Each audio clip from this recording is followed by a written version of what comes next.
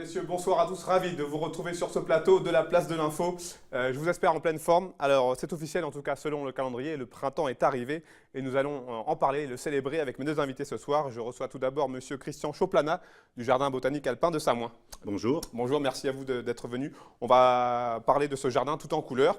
En face de vous, monsieur Thomas Bertin, directeur de l'association Les Triandines qui propose une approche sociale du jardinage. Bonjour. Merci d'être là. On se retrouve tout de suite après la virgule.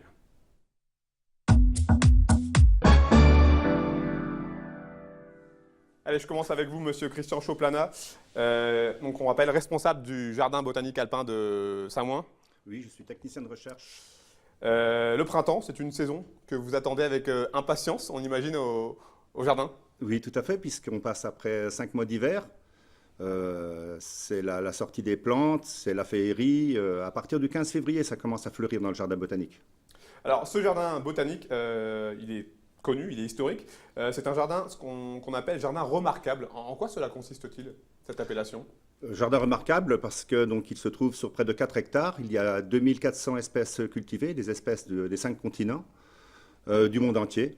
Donc il date aussi depuis 1906. Il est l'œuvre de Marie-Louise Cognac-Jailly. Marie-Louise Jailly donc, est née à Samoin, un peu d'historique. Donc Marie-Louise est née à Samoin en juillet 1838. Elle part à 15 ans rejoindre sa marraine à Paris. Donc elle est issue d'une famille pauvre et nombreuse. Elle rencontre M. Cognac, qui lui était simple camelot, qui vendait des draps, des parapluies sur des tréteaux. Ils vont fonder une enseigne très très connue. Ils créèrent donc les grands magasins de la Samaritaine. Ils amassent une énorme fortune, mais ils n'ont pas d'enfants. Donc ils adoptent un garçon, mais il se fait curer. Ils adoptent une fille, elle part chez les carmélites. Décidément. Donc elle fait une œuvre sociale. Sur la région parisienne, donc, il y a un pouponat, une école de jardiniers. Et pour sa commune natale, elle fait don de ce jardin. En 1903-1906, il y a plus de 250 jardiniers pendant 3 ans. Et donc elle a amassé donc, vraiment beaucoup de plantes. Le jardin est tout à fait artificiel. Votre site fait partie du Muséum national d'histoire naturelle. Qu'est-ce que ça lui confère?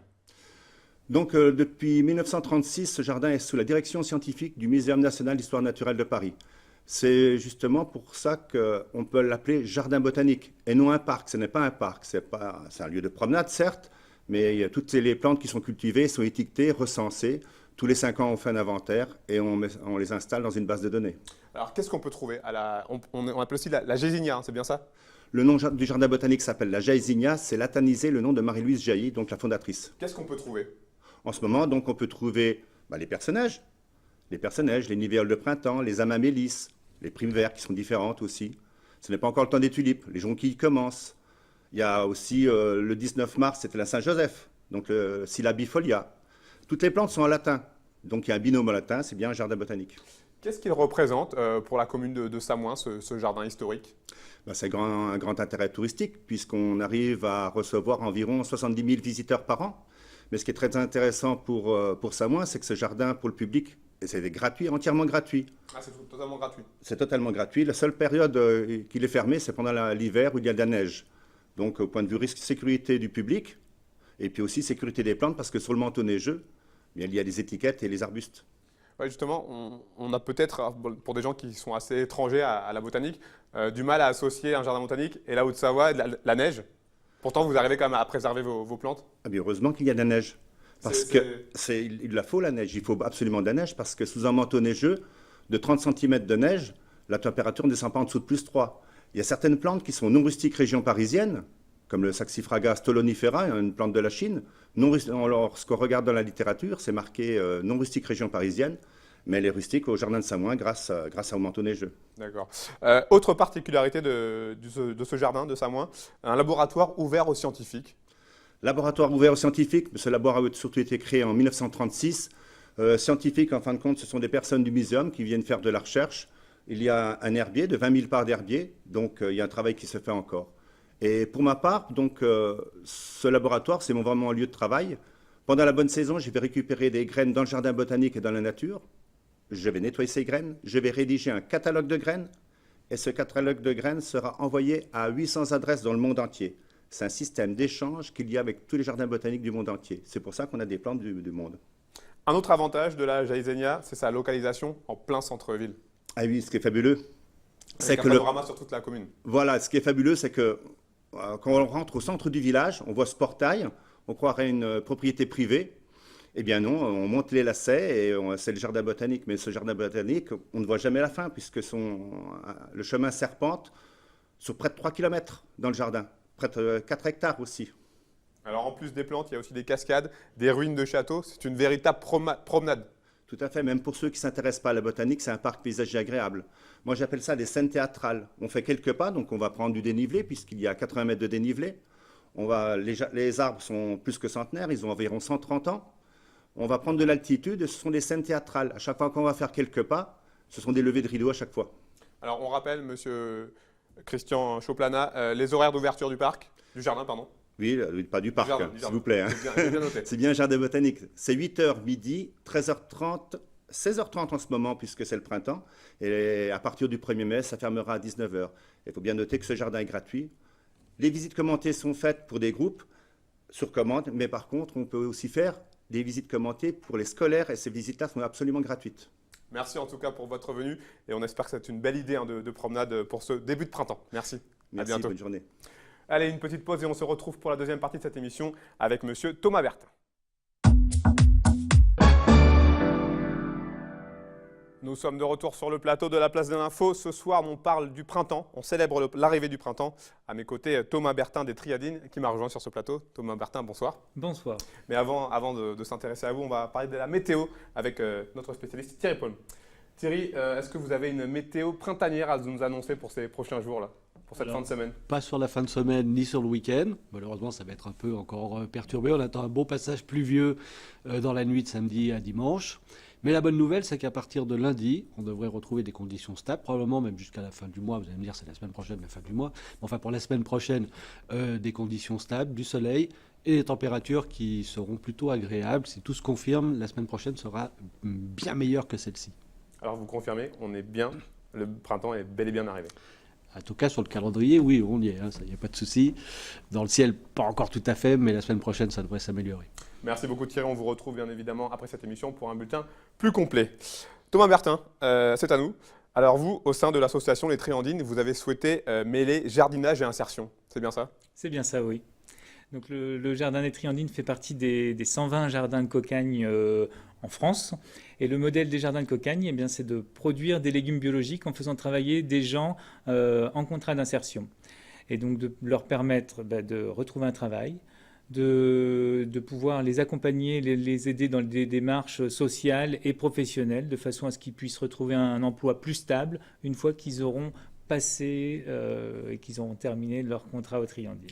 Concrètement, comment ça se passe, les gens dont vous vous occupez? Donc concrètement au quotidien, donc pour commencer, ces gens postulent comme dans une entreprise classique pour pouvoir venir travailler. Ils doivent être éligibles au contrat d'insertion. Donc ça, c'est la partie du Pôle emploi qui délivre un agrément pour pouvoir bénéficier d'un contrat d'insertion. Et ensuite, à partir du moment où ces personnes sont embauchées, elles ont un véritable contrat de travail. Elles travaillent à la production de légumes sur le jardin et elles bénéficient également d'un accompagnement puisqu'on parmi notre prestation, les gens qui travaillent aux Triandines, il y a une chargée d'accompagnement social et professionnel qui permet d'aider dans les démarches de formation, de rédaction de CV, voire toute autre chose qui permet de retrouver le chemin de l'emploi. Cette approche maraîchère et sociale, qu'est-ce qu'elle apporte à ces salariés en insertion? Eh bien, la première chose, c'est qu'elle rapporte déjà du travail. C'est-à-dire que même si on est dans une démarche d'insertion, même si c'est un contrat à durée déterminée à temps partiel, c'est bien important de savoir que c'est la plupart de ces personnes, si elles viennent postuler aux Triandines, c'est parce qu'elles ne peuvent pas travailler aujourd'hui en entreprise classique. Donc, pour quelle raison? Ça peut être pour plein de diverses raisons, hein. Ça peut aller d'un niveau de compétence, donc un besoin de formation. Ça peut aussi être causé par des accidents de la vie, hein. Et ça peut arriver des fois très vite. Un problème de santé, une perte d'emploi, une dépression, et le cycle de la santé, argent, famille, eh bien, fait que la motivation n'est plus là. et les démarches d'emploi sont d'autant plus difficiles à réaliser après, d'autant plus lorsqu'il y a des périodes sans emploi qui s'accumulent et qui sont très longues. C'est un métier pas facile, le métier de la terre, de la production. On s'y fait facilement pour ces personnes qui sont en insertion, en situation d'insertion. Elles s'y font facilement?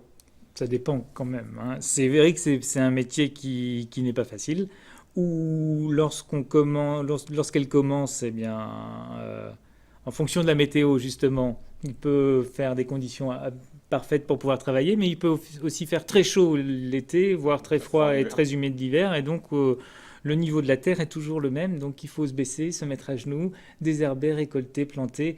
Donc c'est un travail qui remet en face de la réalité, mais aussi qui permet, c'est l'autre avantage, de voir ce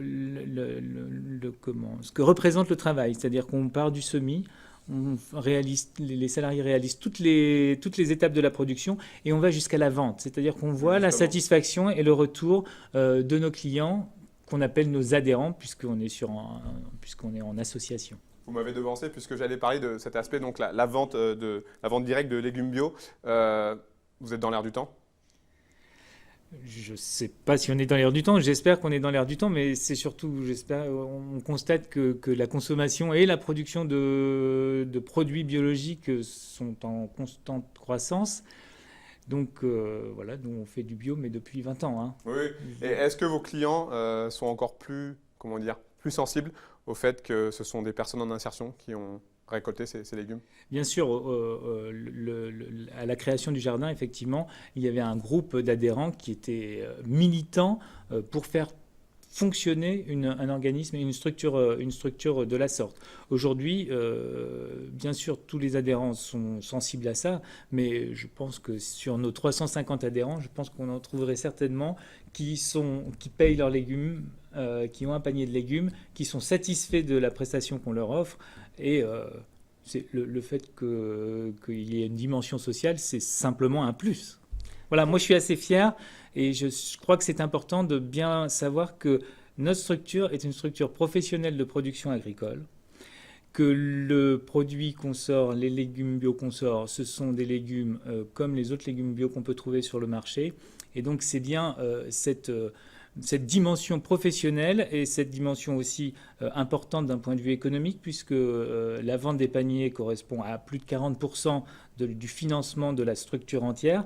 Donc c'est aussi cette exigence qui correspond à la dimension d'insertion, c'est-à-dire qu'on est dans un environnement économique comme n'importe quelle autre entreprise. Une dernière chose, on parlait de la météo tout à l'heure avec Thierry, vous n'avez pas été épargné par la tempête Zeus, beaucoup de dégâts.